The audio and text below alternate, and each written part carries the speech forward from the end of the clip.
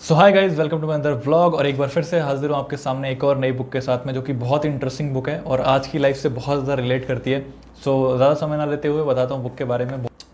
Book का नाम है गेटिंग टू यस और लिखी गई है रॉजर फिशर के द्वारा और विलियम ओरे के द्वारा। राइट, सो अमेजिंग बुक है। पूरा कंसेप्ट जो बुक में बताया गया है कि आज की रेट में बाइंग और सेलिंग बहुत ही थोड़ा सा हार्ड होता है, क्योंकि जो बायर है वो कोशिश करता है कि उसको वो चीज़ और सस्ते दाम पे मिल जाए, और जो सेलर है वो कोशिश करता है कि एटलीस्ट जो उसका वो प्राइस लगा है उसमें थोड़ा सा वो प्रॉफिट बनाने की कोशिश कर पाते हैं। राइट, बट मोस्टली केसेस में ये आर्ग्यूमेंटेटिव हो जाता है, लोग आर्ग्यू करने लगते हैं और आर्ग्यू करने के बाद में कई बार वो चीज़ सेल नहीं हो पाती और बायर बिना खरीदे वो चला जाता है। तो यहाँ पे राइटर ने बताने की ये कोशिश करी है कि हम कैसे ऐसी सिचुएशन खड़ी करें कि इंसान जो सामने वाला है वो उसको बाय करने के चांसेस उसके बढ़ जाएं। राइट, तो ज़्यादा समय न लगते हो, पहले पॉइंट के ऊपर चलते हैं। तो सबसे पहला पॉइंट जो आता है वो है negotiating between buyer and seller. और जो मैंने सिचुएशन बताई जिसमें दोनों अपनी बातों पर अड़े रहते हैं, उसको कहते हैं पोजिशनल बार्गेनिंग।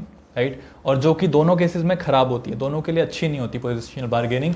सो पोजिशनल बार्गेनिंग करने से दोनों को बचना चाहिए। और जो बायर है उसको भी ये समझना चाहिए कि अगर वो चीज़ उसके काम की है, तो अगर वो पोजिशनल बार्गेनिंग में अड़ा रहेगा तो वो दिक्कत होने वाली। कभी आपने नोटिस किया होगा कि आप कोई बहुत अच्छी चीज़ खरीदने गए हो मार्केट में और आपको वो चीज़ पसंद भी आ गई हो, बस 10-20 रुपये या 100-200 रुपये बचाने के चक्कर में आपने वो खरीदा ना उसको, और उसके बाद में आपने पूरे मार्केट में खोजा, कहीं आपको वो चीज़ नहीं मिली और आप उसको नहीं खरीद पाए। राइट, ईगो की वजह से, जिसको पोजिशनल बार्गेनिंग यहाँ पर राइटर ने बोला है। सो ये नेगोशिएशन जो होती है वो बहुत ही अजीब होती है, और कई बार तो इसके चक्कर में लड़ाई भी हो जाती है दुकानदारों के बीच में, तो ये ठीक नहीं है। राइट, सो अगले पॉइंट के ऊपर चलते हैं। अब पोजीशन बार्गेनिंग नहीं करनी तो क्या करना चाहिए? सॉफ्ट बार्गेनिंग करनी चाहिए, नेगोशिएशन करना चाहिए, दोनों के कोई बीच का रास्ता निकालना चाहिए। राइट, अब कई बार आपने नोटिस किया होगा कि अगर मान लीजिए कोई 1000 रुपये की चीज़ है, एग्जाम्पल के लिए बोल रहा हूँ, आप मार्केट में खरीदने गए, आपने उसको बोला कि 800 रुपये की दे दो मुझे, तो उसने बोला कि 800 ना आपका ना मेरा, 900 रुपये में ले लो। ठीक है, अगर वो चीज़ अच्छी होगी तो वो बिक जाएगी। इसे कहते हैं सॉफ्ट बार्गेनिंग। राइट, अब यहाँ दोनों अड़े नहीं अपनी बातों पर। राइट, ज़्यादा से ज़्यादा 850 रुपये में वो बेच देंगे और वो बाइंग सेलिंग हो जाएगी। सॉफ्ट बार्गेनिंग इसको कहते हैं। हार्ड बार्गेनिंग क्या रहती है? जिसमें आप अड़े रहते हैं। राइट, और अड़े रहने वाले केस में अक्सर वो चीज़ ना ही आप खरीद पाते हैं और जो बेचने वाला ना वो बेच पाता है। राइट, अगला पॉइंट जो आता है इससे ही रिलेटेड है कि फोकस ऑफ इंटरेस्ट चेक करें कि इंटरेस्ट क्या है बंदे का। मतलब जो चीज़ वो खरीदने आया है उसमें या तो इंटरेस्ट होगा और उसकी पोजीशन होगी, दोनों को चेक करना है। आपको फोकस करना है कि उसका इंटरेस्ट क्या है उसको खरीदने को लेकर, उसकी पोजीशन क्या है वो नहीं। वो कितने पे खरीदना चाहता है वो मैटर नहीं करता, क्यों खरीदना चाहता है वो मैटर करता है। एग्जाम्पल के लिए, अगर मान लीजिए आज की डेट में मार्केट में सबसे ज़्यादा बिकने वाली चीज़ क्या है, एक बहुत छोटा सा आइटम पकड़ते हैं, बच्चों के डायपर अगर खरीदने आप जाते हैं। राइट, अब वहाँ पे नीड क्या है?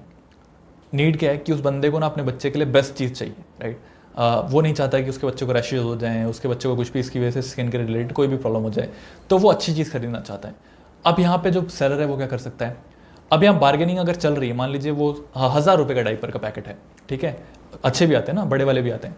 तो अगर 1000 रुपये का डायपर का पैकेट है और ये बंदा बोल रहा है कि मैं 900 ही या आपको 600 रुपये दूंगा। राइट, अब इस जो सेलर है उसने स्मार्टली प्ले किया, उसने बोला हाँ सर, आप ये 600 रुपये का आपको मार्केट में कहीं भी मिल जाएगा, बट उसके चांसेस बहुत ज़्यादा हैं कि आपके बच्चे को उससे स्किन की प्रॉब्लम बहुत ज़्यादा हो, रात को आपको ये बार बार तंग करेगा, तो जो 400 रुपये आप यहाँ बचा लोगे वो वहाँ पे आपको खर्च करने पड़ जाएंगे। राइट, वो आपकी नींद उससे ज़्यादा ख़राब हो जाएगी। तो अगर आप ये खरीदोगे तो आपकी वो नींद आप सेव कर लोगे बाद में। अब यहाँ पे स्मार्टली प्ले किया बंदे ने, इंटरेस्ट चेक किया उसका, पोजीशन नहीं चेक करी कि क्या पोजीशन है, नहीं, इंटरेस्ट पे बात करी सारी की सारी। तो आपका इंटरेस्ट आपको देखना पड़ेगा कि आप किस इंटरेस्ट में सामने वाला आपसे वो खरीदना चाह रहा है। राइट, अगले पॉइंट के बाद चलेंगे, invent option for mutual gain. अब ऐसा ऑप्शन कोई क्रिएट करना जिसमें दोनों का फायदा हो। राइट, जो सेलर है उसका मनी के टर्म में तो बेनिफिट हो ही हो, जो बायर है वो कुछ भी जो खरीद रहा है उसका उसमें भी बेनिफिट होना चाहिए। एग्जांपल के लिए आज की डेट में आपने नोटिस किया होगा कि स्टॉक मार्केट बहुत प्रचलन में है। राइट, दुनिया भर की स्टॉक्स ऐप्स हैं जो बैटिंग के लिए भी बोलती हैं, बहुत सारी बैटिंग ऐप्स भी मार्केट में हैं, तो वो बैटिंग कराने की कोशिश करती हैं। अक्सर आपने नोटिस किया होगा कि लोग लॉस में ज़्यादा हैं और इसकी वजह से वो जो ऐप है ना वो ज़्यादा लंबे समय तक नहीं चल पाती। तो करना क्या चाहिए इस केस में कि ऐसे स्टॉक प्रमोट करने चाहिए जिसमें बंदा ज़्यादा टाइम तक बन सके और प्रॉफिट ज़्यादा टाइम तक गेन कर सके। तो उससे जो ऐप जिस ऐप से उसने खरीदा है उसके ऐप के अंदर वो बंदा होल्ड करेगा, स्टॉक ज़्यादा टाइम तक होल्ड करेगा, तो उसके चांसेस बहुत ज़्यादा हैं कि अगर इसमें प्रॉफिट बनाया तो वो और कोई स्टॉक भी खरीदेगा। राइट, किसी और एग्जांपल को लेते हैं। मान लीजिए ज्वेलरी खरीदने कोई गया है। अब जो सेलर है उसने अच्छी ज्वेलरी दी उसको, ठीक है, जो मतलब जो मार्केट में गोल्ड जो सेलर्स होते हैं, ठीक है, वहाँ पे उसको अच्छी ज्वेलरी मिल गई। अब क्या होगा कि उसने लॉयल्टी भी दिखाई, उसको सही रेट जो है मार्केट का जो एग्जैक्ट रेट है उसके हिसाब से दिया, सही अच्छी क्वालिटी की ज्वेलरी दी मार्केट, और उसको बढ़िया से बढ़िया डिज़ाइन दिखाया।